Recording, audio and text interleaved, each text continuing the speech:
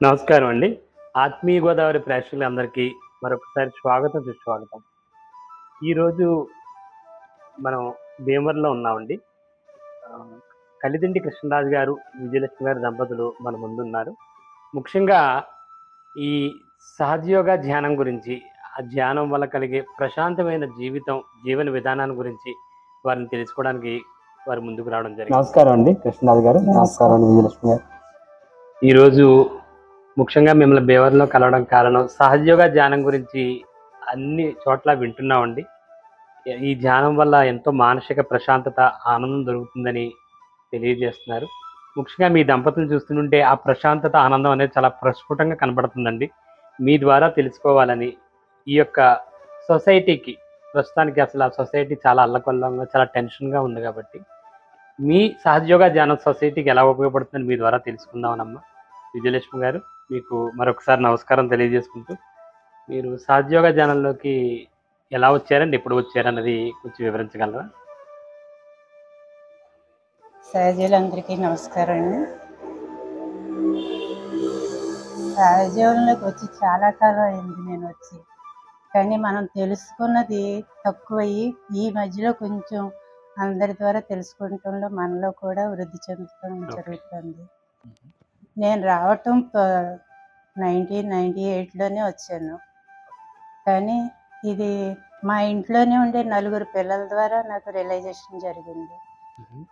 నలుగురు పిల్లలు కూడా వాళ్ళు మొదట్లో 96, 97లో చేసినప్పుడు పగలు తెలిస్తే బాగోదు 10 మందికి చదువుకోవటం కదా అనేసి ఇవన్నీ చేస్తున్నారని చెప్పి అంటారని రాత్రుళ్ళు తలుపులు వేసుకుని మరీ వాళ్ళు ధ్యానం చేసుకోవటం జరిగేది. అంటే చదువుకునే పిల్లలు ధ్యానం చేయడం సిగ్గుగా ఉంటదన్న. ఇలా ఓకే. ఉంటున్నారంటే ఓకే. అనుకుంటారని. అందుకని వాళ్ళు నేను ఆ రాత్రి టైంలో ఏదో ఒకటి వాళ్ళు తినటానికి పట్టుకెళ్ళినప్పుడు నేను చూడటం జరిగింది. అది వచ్చి మా వారితో చెప్పేసరికి ఆయన కూడా సరే నీకు కూడా బాగుంటుంది, నువ్వు కూడా చెయ్యి అని అంటుంటే నాకు కూడా కొంచెం ఇంట్రెస్ట్ అనిపించి వెళ్ళి అడిగితే తప్పనిసరిగా అంటే చెప్తామని చెప్పి వాళ్ళ ద్వారా రియలైజ్ అయ్యింది. తర్వాత మందిరికి తీసుకెళ్ళి గోపాలకృష్ణరాజు గారి ద్వారా నాకు రియలైజేషన్ చేయించారు వాళ్ళు. అంటే గోపాలకృష్ణరాజు గారు అంటే ఆయన ఏమన్నా అక్కడ స్పెసిఫిక్ గా ధ్యానం నేర్పేవారా? ధ్యానం నేర్పేవారండి ఆ రోజుల్లో. ఈ జీవి గారని, ఈ పటేల్ గారని, ఇలా కొంతమంది సింగ్ గారని, ఇలా కొంతమంది పెద్దలు ఎప్పటి నుంచో పూర్వం నుంచి చేస్తున్న వాళ్ళు ఉంటే వాళ్ళ ద్వారా అందరికీ ఇచ్చి రిలేషన్ చేసేవారు. ఆ టైంలో నాకు అలా జరిగింది మాట. ఇది జరగటం ఆగస్టులో జరిగింది కానీ నన్ను డిసెంబర్లోనే తల్లిని చూడటం జరిగింది. గణపతి పులి వాళ్ళ ద్వారానే వాళ్ళే తీసుకెళ్ళారు. అప్పుడే తల్లిని చూడటం జరిగింది. అప్పట్లో శ్రీ మాతాజీ ఉండగా దర్శనం ఇచ్చేవారండి అలాగా? ఓకే. అంతేగాని నాకు అప్పటికి సరిగ్గా ఏమీ తెలియదు, అసలు ఏమీ తెలియదు. ఊరికే ఇలా చూస్తూ ఉంటే ఏదో శాంతి వస్తుంది అనుకునేదాన్ని, కానీ అది కూడా ఏంటి అన్నది తెలియదు. ఆ శాంతి అన్నది కూడా ఏంటి అన్నది తెలియదు నాకు. అప్పుడు వెళ్ళి వచ్చాను. తర్వాత శుభవార్తలు ఏంటో అంటూ నాకు మనవాడు పుడతాడని తెలిసింది కూడా ఆ టైంలోనే వాళ్ళ ద్వారా. అప్పటికి పెద్ద పాప పెళ్ళయ్యి 5 సంవత్సరాలు అయ్యింది. అందుకని వార్తనేసరికి ఇదంతా తల్లి దైవాలు కదా అని చెప్పి చాలా సంతోషం బలపడింది నాకు. ముందు మీకు ధ్యానాన్ని పిల్లలు ఎలా తెలియజేశారంటారు? అంటే ఇది ఏమైనా ప్రక్రియ ఏమైనా చేయించారా ఏంటి? అదే 5 స్టెప్స్ ద్వారా చేయించేవారండి అప్పుడు. ఆ 5 స్టెప్స్ చేయించి తర్వాత ఇలా కుడి పింగళనాడి ఎడనాడి బ్యాలెన్స్ చేసుకుంటే మనమే సమతుల్యం అతను చేపట్టడం అవి జరిగాయి. అంటే 5 స్టెప్స్ ద్వారా ఏం జరుగుతుందంటారు? మీకు ధ్యానం వస్తుందంటారా ఆటోమేటిక్గా? ఏమైనా వివరించగలరా?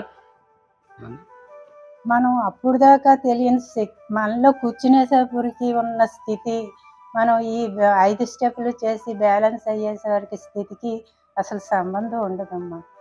మనం మంచి శాంతిని పొందగలుగుతాం. లోపల ఒక తెలియని ఆనందం ఉంటుంది, మనకే తెలియదు మాట, అంతటి ఆనందం ఉంటుంది. ఆ శాంతి మనకి ఎప్పుడు ఉండాలని కోరుకుంటాం కూడా ఆ క్షణంలో. అది పొందాలంటే మనం అందరం కూడా మెడిటేషన్ అనేది చేసుకోవాలి. మన అందరం కూడా ఆ బ్యాలెన్స్లో ఉంటే మనకి ఎప్పటికీ ఆ స్థితి అలాగే ఉంటుంది. అంటే మన మానసికంగా, శారీరకంగా కూడా ఏమైనా డిఫరెన్స్ ఏమైనా వస్తాయంటారా? అంటే అనారోగ్యం తగ్గడం గానీ, అలాంటివి ఏమైనా జరుగుతదా అండి? ఏమైనా మెడిటేషన్ చేస్తున్నప్పుడు నేననేది. అందుకు నేనే నిదర్శనం అమ్మా. హుహు.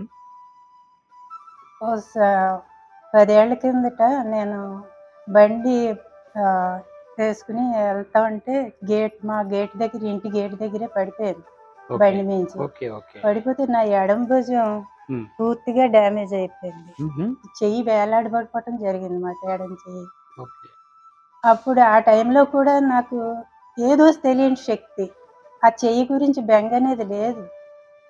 ఏదో తెలియని ధైర్యం. ధైర్యం. తల్లి ఉన్నారు నాకు అనే ధైర్యమే నన్ను ముందుకు నడిపించింది. దానికి తోడు మా అన్నయ్య గారు విజయపతిగల్స్ కృష్ణరాజు గారేంటి, మా రాజుగారు కృష్ణరాజు గారేంటి, వీళ్ళందరూ కూడా సహకారం నాకు చాలా అందించారమ్మా. హుహు. వాళ్ళ సహకారంతో, తల్లి దయతో నేను ఎక్సర్సైజులు చేసుకుంటూ ఓన్లీ మెడిటేషన్ ద్వారా ఇంతటి స్థితిని ఇప్పుడు నా చెయ్యి పూర్తిగా సరైపోయింది. ఓకే. చాలా ఆనందాన్ని మిరాకిల్ పొందుతున్నాను. కదండీ చాలా చెప్పాలంటే. మిరాకిల్ మరి అవునవును. జీవితంలో. ఓకే. అప్పటికైతే బెంగుళూరు కూడా తీసుకెళ్ళటం జరిగింది. హుహు. బెంగుళూరు తీసుకెళ్ళి అక్కడ నిమ్హాన్స్‌లో చూపించడం, వాళ్ళందరూ రాదని చెప్పేసినోళ్ళు కూడా ఉన్నారు. హుహు. కానీ ప్రస్తుతం తల్లి దయ వల్ల నా చెయ్యి బాగుంది. నేను శుభ్రంగా పని వెరీ గుడ్. చేసుకోగలుగుతున్నాను. Very good. చాలా బాగుంది. ఇదంతా తల్లి కృపతోటి.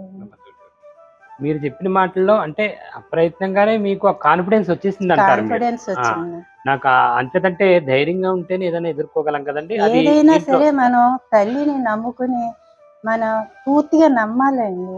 పూర్తిగా. మనస, వాచ, కర్మణ కూడా పూర్తిగా ఆవిడ మీద భారం వేస్తున్నాడు. మనకి తప్పకుండా ఏది జరిగినా మనకి న్యాయమే జరుగుతుంది. ఓకే. సత్యమే గెలుస్తుంది. ఓకే. ఇది ప్రతిరోజు ధ్యానం అనేది ప్రతిరోజు చెయ్యాలంటారా? చెయ్యాలండి.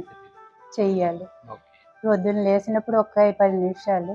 మీకు వీలున్నప్పుడల్లా చేసుకోవచ్చు. పొద్దున్నే లేయనికి అక్కర్లేదు. హుహు. మనకి వీలైనప్పుడు, మనకి ఇష్టంగా ఉన్నప్పుడు కూర్చుంటే, మనం వెంటనే తల్లిని మనకు ఆ బ్లెస్సింగ్స్ ఇస్తారు.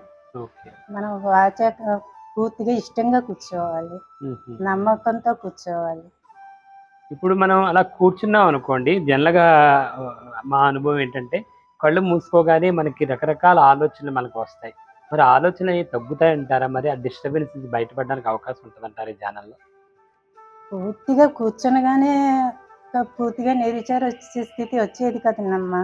హుహు. మనం కూర్చుని మన ధ్యాన స్థితిలో మనం బ్యాలెన్స్‌గా ఉండి తల్లిని అడిగి పైకి వెళ్ళొచ్చు. మనం ఆ పూర్తి నిర్విచార స్థితిని పొందాలంటే మనలో తెలియని మన ఒక శక్తి అనేది ఉంటుంది. ఓకే. ఆ శక్తిని మనం హృదయపూర్వకంగా అడగాలి. ఏదైనా మనం హృదయపూర్వకంగా చేసినాడు ఆ పని సిద్ధిస్తుంది కదా! అలాగే మనం కూడా హృదయపూర్వకంగా ఆ తల్లిని అడగాలి. తల్లి మాలో ఈ శక్తిని మేల్కొల్పి, కుండలిని శక్తిని మేల్కొల్పి మమ్మల్ని ఆ ఏకైక స్థితిలోకి తీసుకెళ్ళండి తల్లి, ఆ పరమేశ్వరునితో కలపండి తల్లి అని మనం హృదయపూర్వకంగా అడిగినాడు తప్పకుండా సిద్ధిస్తుంది మన కోరిక. మనకిల్లో కూడా ఆ నిర్విచార స్థితి అనేది వస్తుంది. ప్రతి ఒక్కరూ పొందాలి. అందరూ పొంది ఈ ఆనందాన్ని పొందటమే కదా మనకి ఏకైక లక్ష్యం అనుకుని పెట్టుకోవాలి. ఓకే. మన ఏకైక లక్ష్యం తల్లిని పూర్తిగా సంతృప్తి పరిచి సదానందాన్ని పొందాలనే కోరిక. ఈ కుండలిని శక్తి అని మీరన్నారు. అది మన శరీరంలో ఎక్కడ ఉంటదంటారు అది? ఏమైనా ప్లేస్ అని ఉంటే ఏమైనా ఉంటదంటారా? మనలో మూలాధారంలో ఉంటుందండి. ఇది కుండలిని అనేది మన సహస్రారంలోంచి మనం పుట్టినప్పుడు చూసారా, మన సహస్రారంలో కొంచెం మెత్తగా గుటగుటమని ఒక రకమైన శబ్దంతోటి ఉంటుంది. ఓకే. అక్కడ మనం పెరిగే కొద్దీ నా అనే స్పర్శ వచ్చిన కాడి నుంచి చంటి పిల్లలు నా తల్లి నా ఇది అని వచ్చిన కాడి నుంచి అది కూడా గట్టి పడిపోవటం మొదలెడుతుంది. సహస్రారం అంటే తల మాడు కదండీ! మాడు. తల మాడు అంటారు. ఓకే. మాడు. ఆహా! అది గట్టి పడిపోవటం జరుగుతుంది. అంటే అప్పటి నుంచి వాళ్ళలో నాది అనేది ఏర్పడుతుంది. ఓకే. ఓకే. ఆ నాది అన్న దానికి వచ్చిన కాడి నుంచి అది గట్టి పడిపోతూ మనకి ఈ బాహ్య ప్రపంచంలో వాసనలన్నీ వస్తాయి. ఓకే. అది మనకి మూలాధారంలో ఉన్న ఆ గట్టి భాగం ఉంటుంది, సాక్రిన్ బోన్ అని. ఆ సాక్రిన్ బోన్‌లో మన శక్తి అంతా కూడా దాగి ఉంటుంది. హుహు. ఆ అక్కడి నుంచి మనం తల్లిని మేల్కొల్పుకుంటే ప్రేమతత్వంతో, ప్రేమ శక్తితో, భక్తిగా కోరితే తప్పనిసరిగా పైకొస్తారు. ఎలాగే మన ధ్యాన ద్వారంలో ఏ కోరికలు లేకుండా, ఏ ఆలోచన లేకుండా పైకి ఉండి మనం ఆ స్థితిలో ఉండి పైకి వస్తారు తల్లి. మనం ప్రేమగా పిలిస్తే తప్పకుండా వస్తారు మన సహస్రారం నుంచి మనకు అంతా ఆనందమే. అష్టాగచోగం అనేది అక్కడి నుంచే బిగిన్ అవుతుంది మనందరికీ కూడా. ఇదంతా ఆటోమేటిక్ గానే జరుగుతుంది. ఆటోమేటిక్ గానే జరుగుతుందండి. మనం కావాలని కూర్చుంటే మాత్రం జరగదు. అదేముంది మనం కావాలని కూర్చుంటే కోరికతో కూర్చున్నట్టు అవుతుంది. అది అప్రయత్నంగానే జరుగుతుంది మనందరికీ. మనం బ్యాలెన్స్ చేసుకుంటే అన్నీ సమానం అయిపోతాయండి. అందుకని ప్రత్యేకంగా తీసుకోవటం అనేది కాదు. మన ఎడమ కుడి భాగాలు ఏడ పింగళ నాడుల్లో అంటాం మనం. అది బ్యాలెన్స్ చేసుకుంటే మనం ఆటోమేటిక్గానే వెళ్ళటానికి జరుగుతుంది. మనలో నిర్విచార స్థితి అనేది కూడా ఆటోమేటిక్గానే రావటం జరుగుతుంది. మనకు కావాలని మనం బిగబెట్టి కూర్చుంటే మటుకు వచ్చేది. Okay okay okay. ఎంతసేపు చేయాలంటారు రోజుకి అండి? ఏమైనా ఇంత టైం అంటూ ఏమైనా ఉంటుందంటారా? 10 నిమిషాలు, పావు గంట, అరగంట అలా ఏమైనా ఉంటుందా? అది మనలో ఉన్న స్థితిని బట్టే ఉంటుందమ్మా.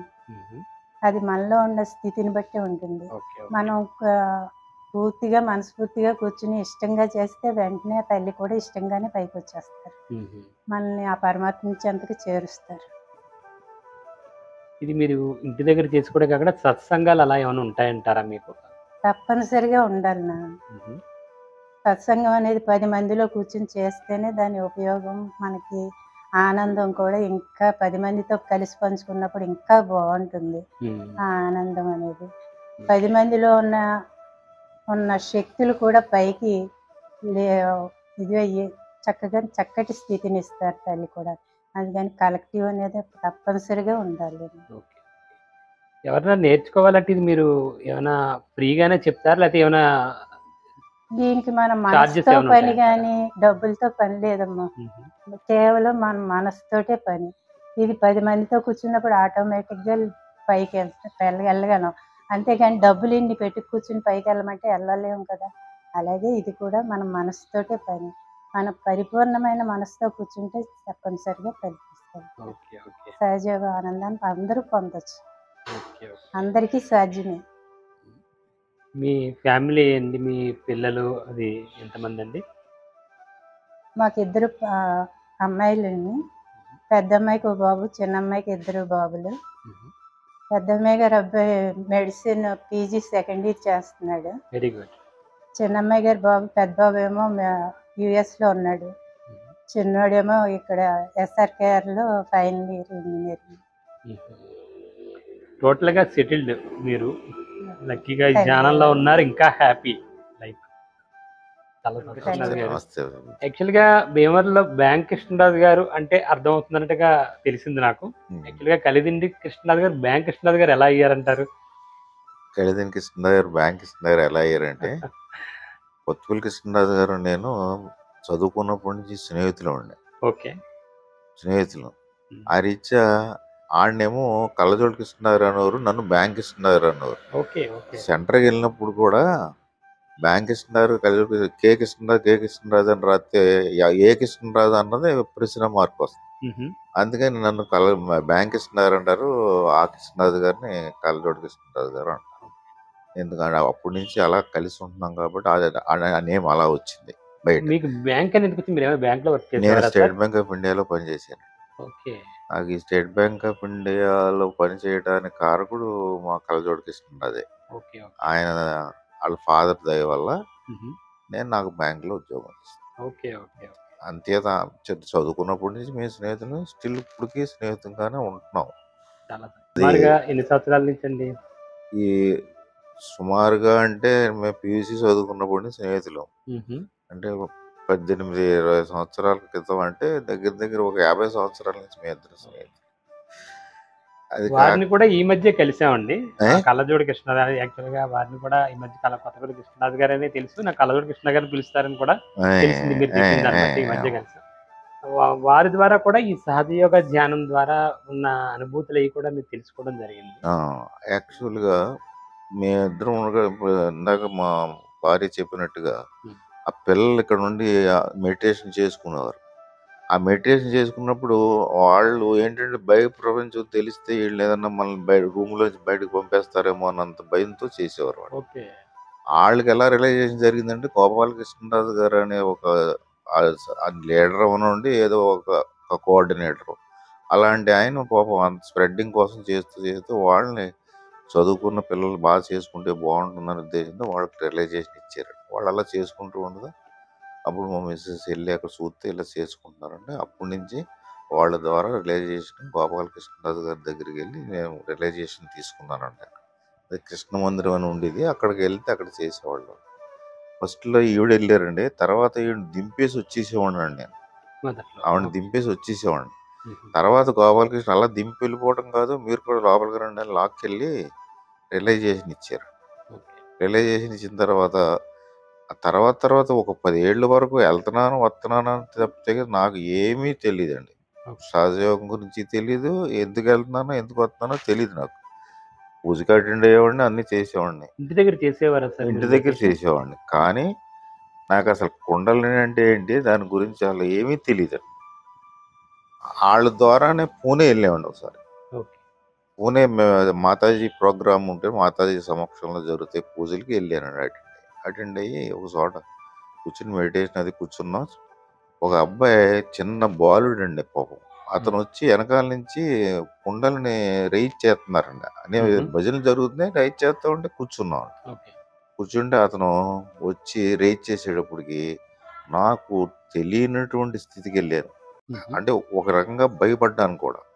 ఎందుకంటే ఏంటి ఇలా ఉన్నాం ఎలా ఉన్నాం ఎలా ఉన్నాను అని అంటే సత్యనారాయణ గారు అని ఒక మాస్టర్ ఉండేవారు, ఆయనతో చెప్పుకున్నాను నేను. ఇది ఇలా ఉందండి, నాకు ఏంటంటారంటే ఏం లేదమ్మో, మీకు ఒరిజినల్గా రియలైజేషన్ కుండలిని జాగృతి కూడా అయింది, ఇది ఎలా రండి అని చెప్పి మంట భోగి మంటల కింద ఉంటే అక్కడ కూర్చోబెట్టి కొంత శాంతపరిచారు.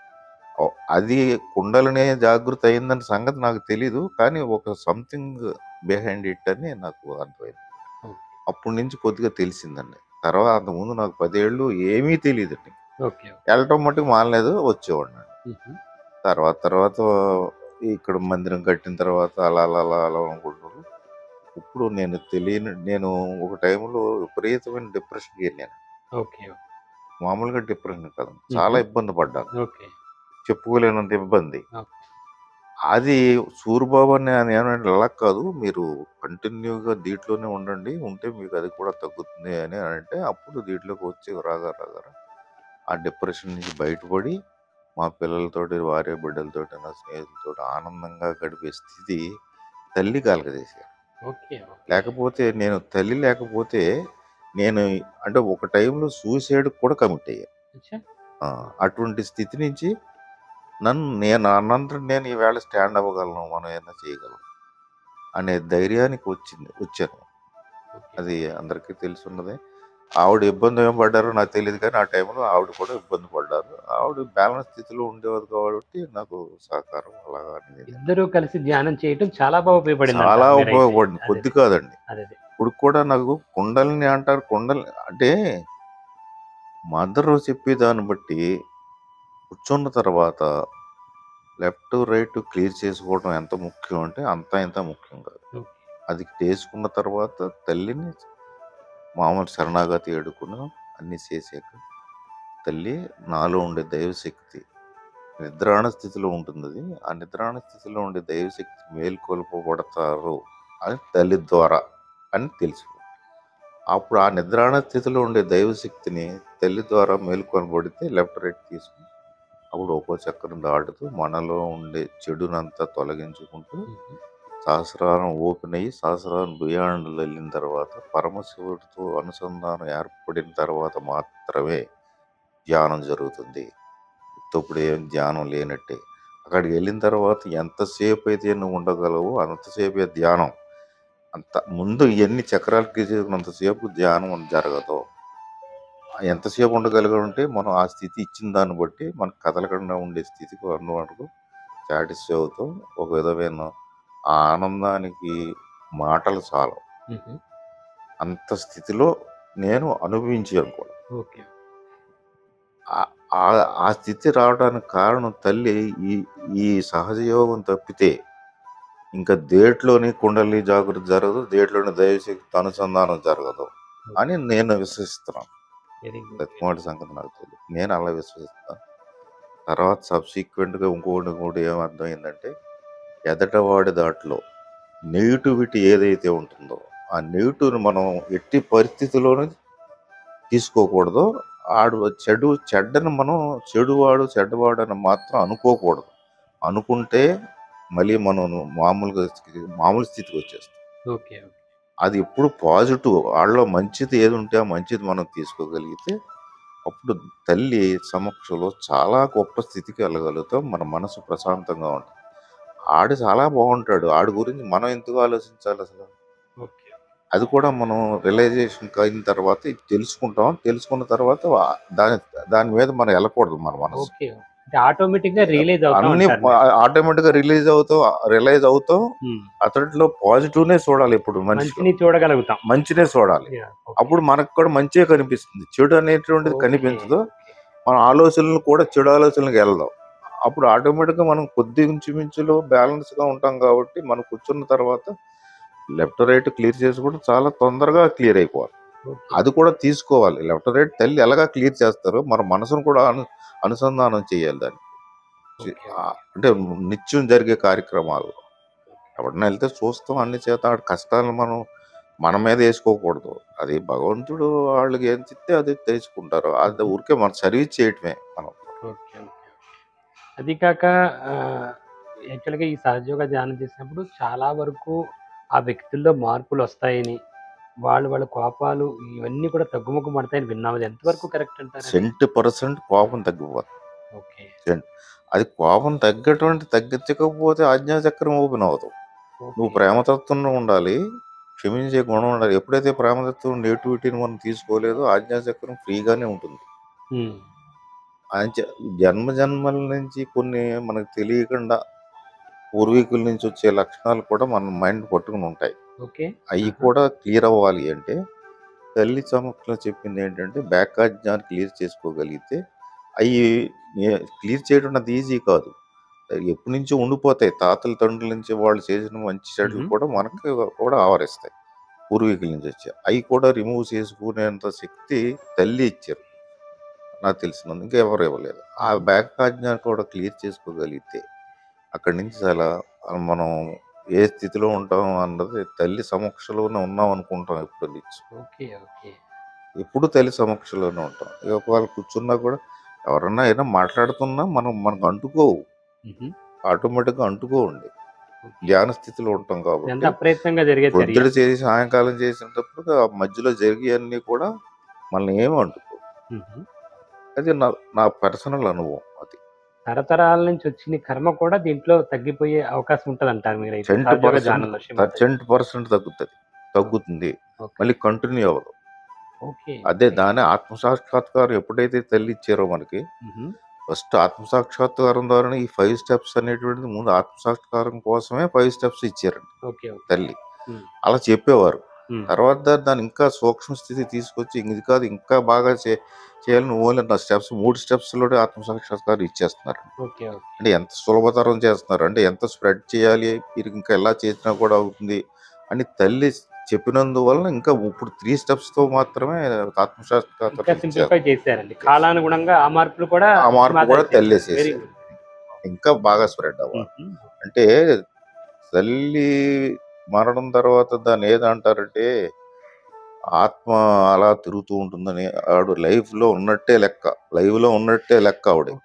అంచేత అప్పటికన్నా ఇప్పుడు ఇంకా ఎక్కువ స్థితిని ఇస్తున్నారు తల్లి.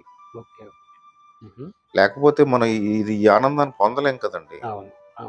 అటువంటి మాతాజీని పరిచయం చేసిన పెద్దలందరికీ నేను పర్సనల్గా ఎవరైతే నాకు రియలైజేషన్ ఇచ్చారో వాళ్ళకి సహజ యోగి తల్లి పాదాభినందన చేసి. విజయలక్ష్మి గారు చెప్పినప్పుడు సత్సంగం గురించి చెప్పారండి. ఇప్పటికీ మీరు సత్సంగానికి వెళ్తారండి? వెళ్తాం వెళ్ళాలి కూడా. ఈ వయసులో కూడా వెళ్ళాలి. ఎందుకంటేనండి వయసుతో సంబంధం లేదండి. కుర్రోడలతో మన వయసులో ఎవడైనా అంతే. కొన్ని పనులు మనం చేయలేకపోవచ్చు, కానీ సత్సంగం ఎవరికైనా అవసరమే. ఎందుకంటే ఒక లైట్ కొద్ది కాంతిని మాత్రమే ఇస్తుంది. ఒక కుండలిని జాగృతి అయితే ఒక కొవ్వొత్తే లెక్క. 10 మంది 15 మందికి ఉన్న కలెక్టివ్లో 10 కుండలిని జాగృతి అయిన తర్వాత 10 క్యాండిల్స్ కన్నా ఎక్కువ కాంతినిస్తుంది.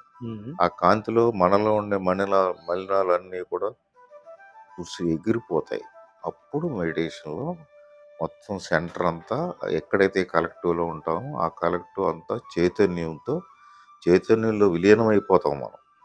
అసలు మనం ఉన్నాము, మనం శరీరకంగా ఉన్నాము అనే భావన కలగదండి. పూర్తిగా చైతన్యంలోనే ఉంటాం, తల్లి సమక్షంలోనే ఉంటాం. శరీరం అసలు మనం ఉన్నట్టు కనిపించదు. అంత చైతన్యాన్ని ఇస్తారు, బయట చైతన్యంతో కూడా కలిసిపోతాం. అది నా అనుభవపూర్వకంగా తెలుసుకున్నాను. మీరందరూ కలిసి ధ్యానం చేస్తారు కదండి, మీ తోటి వారందరూ కూడా మీరందరూ కూడా చక్కగా కలిసిమెలిసి అన్ని రకాలుగాను ఉండడం జరుగుతుందంటారా? అన్ని పనుల్లోనూ ఫినాన్షియల్గా కావచ్చు, లేదా ఫిజికల్గా కావచ్చు, అక్కడ అందరూ కలిసి చేసుకుంటారా? ఎలా ఉంటుందండి? కలిసి చేసుకుంటారు. కొందరు ఎక్కువ చేస్తారు, కొందరు తక్కువ చేస్తారు. ఎందుకు చేస్తారంటే వాళ్ళ పర్సనల్ పనులు కూడా కొన్ని ఉంటాయి. కొందరు టైంలో రాకపోవచ్చు. అంచేత వాడు చేయలేదు అని కానీ మనకు ఆ ఫీలింగ్ పెట్టుకుంటే ఆడు చేయలేదు అనేటువంటిది చాలా పొరపాటు. తల్లి ఎవరి ద్వారా చేయించుకోగలుగుతారో ఆవిడే చేస్తారు. మనం ఊరికే నిమిత్త మాత్రలు మాత్రమే. చేయలేనప్పుడు సాక్షిగా ఉంటే ఆ పనులు అయ్యే జరుగుతూ ఉంటాయి. ఏ మాత్రం అవకాశం అందరూ కలిసి చేస్తారు. చాలా సంతోషం అండి. కృష్ణరాజు గారు, మీ ఈ ధ్యానం గురించి చాలా చక్కటి విషయాలు తెలియజేశారు. మీరు ఈ ధ్యానంలోకి వచ్చిన తర్వాత మీ అనుబంధం అనేది ఎలా ఉంది? మీ భార్యాభర్తల అనుబంధం ఏమైనా మార్పులుగా కనిపించిందా? ఏంటంటే వివరిస్తారా? నేను ఎప్పుడూ కూడా చిరాకు పరాకులుగా ఉండేవాడిని చిన్నప్పటి నుంచి కూడా. అది ఎందుకో నాకు తెలియదు. ఆ బ్యాంకులో ఉద్యోగం చేసినప్పుడు కూడా చిరాకు పరాకులుగానే ఉండేది నాకు. ఇంటికి వచ్చినప్పుడు కూడా ఆ టైంను బట్టి వాటిని బట్టి ఎక్కువ చిరాకు పడేవాడిని. ఆ చిరాకు పడినప్పుడు కూడా ఆవిడ ఎప్పుడూ నెగిటివ్గా తీసుకోలేదు. నెగిటివ్గా తీసుకుని ఉంటే మేము అప్పుడే ఎడిపోదు. ఆవిడ ఏమనుకుందో నాకు తెలీదు. అలాగే ఇద్దరు పిల్లలతో అలాగే కాలక్షేపం చేసేవాడిని. తర్వాత దీంట్లోకి వచ్చిన తర్వాత ఏంటి ఇంత డిస్టర్బెన్స్గా, ఎందుకు మనం వాళ్ళని ఇలా అలా అనాలి అని అప్పుడు నాకు తెలిసిందండి. మనం ఏం తప్పులు చేసాం ఏంటి అన్నది నా అంతటా నాకు తల్లి ద్వారా తెలియబడింది. ఇది మనం చేయకూడదు, చాలా తప్పు.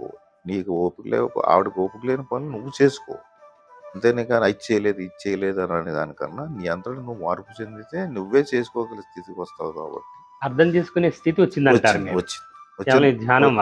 వచ్చిన తర్వాతే మా వాళ్ళతో నేను హ్యాపీగా ఉన్నాను. వాళ్ళు చెప్పింది కూడా విన్నాను. వాళ్ళు మంచిగా చెప్పారు, ఇప్పుడు చెడు చెప్పలేదు. ఎదిగిన తర్వాత కూడా పిల్లల మాట మనం వినాలి. మన భావాలకి, ఇప్పుడు సమాజంలో జరిగే భావాలకి వాళ్ళ స్టెప్స్ వాళ్ళు తీసుకుంటారు. అది మనం ఆలోచన విధానాన్ని పిల్లల మీద ఎప్పుడు రుద్దకూడదు. అలా ఉంటే వాళ్ళు అంతటా చేసుకెళ్ళిపోతారు. మనకు ఆనందం, వాళ్ళకి ఆనందం.